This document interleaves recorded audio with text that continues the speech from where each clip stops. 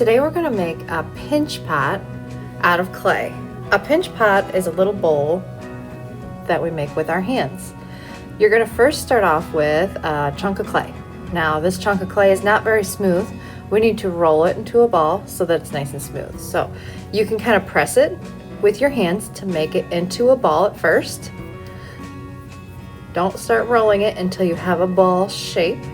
Once you get it pressed into a ball shape, you can then start rolling the clay between your two palms.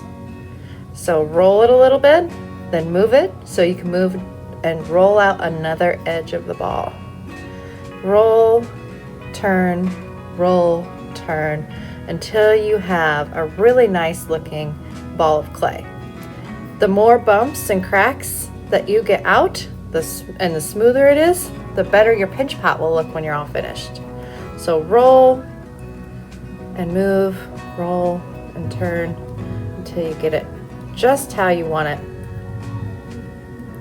When you're all done rolling, there's my ball. The next thing you're going to do is you're going to take your thumb and you're going to push it into the clay. Now I don't want your thumb to bend. Make sure you keep it nice and straight. You're going to hold the clay with one hand and push your thumb in. You gotta push pretty hard, but don't push all the way through. Only go about halfway through the ball. So my thumb is probably the bottom of my thumb is probably about right here. Don't push all the way through, you're gonna end up with a hole in your pinch pot. When you get done, it kind of looks like your thumb is wearing a hat. You're gonna take your fingers now, and you're going to pinch your thumb and your fingers together. You're going to pinch and then turn it with your other hand. Pinch, turn, pinch, turn. You're making kind of like a quacking sort of thing with your hand as you're pinching and turning. Pinch, turn. Pinch, turn.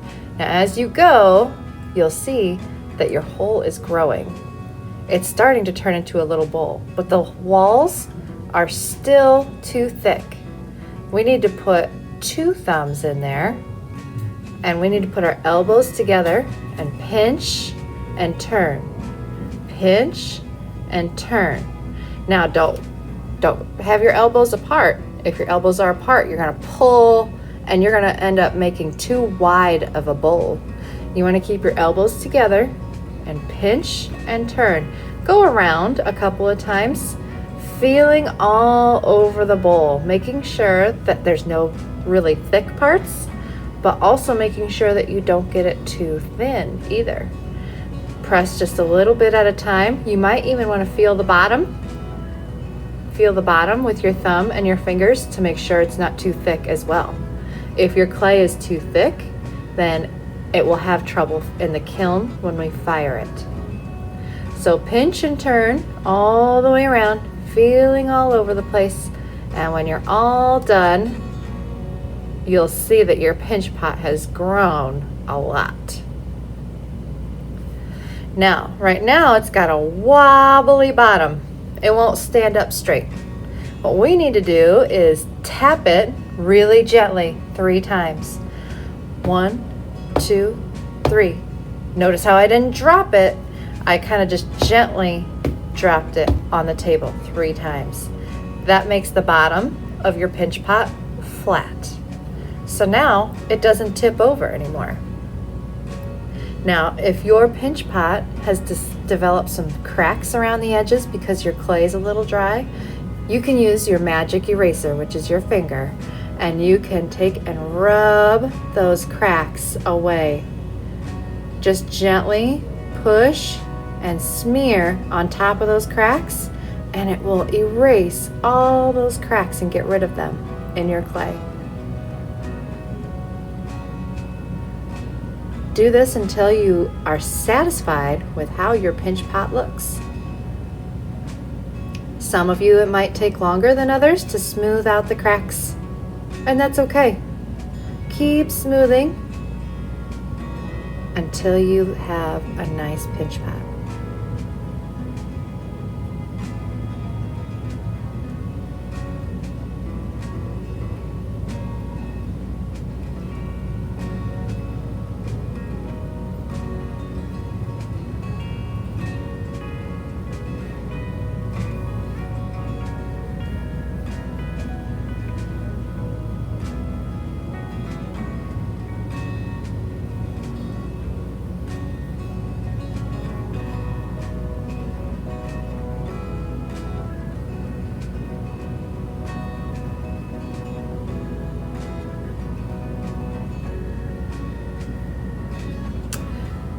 right, here is my pinch pot. I think I've smoothed all the cracks out and it looks pretty good. The bottom is still flat.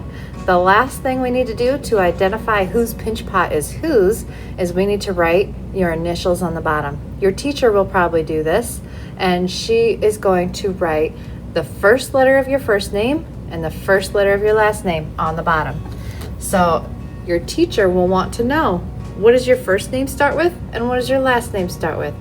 My first name starts with an S and my last name starts with an S. So my initials are SS.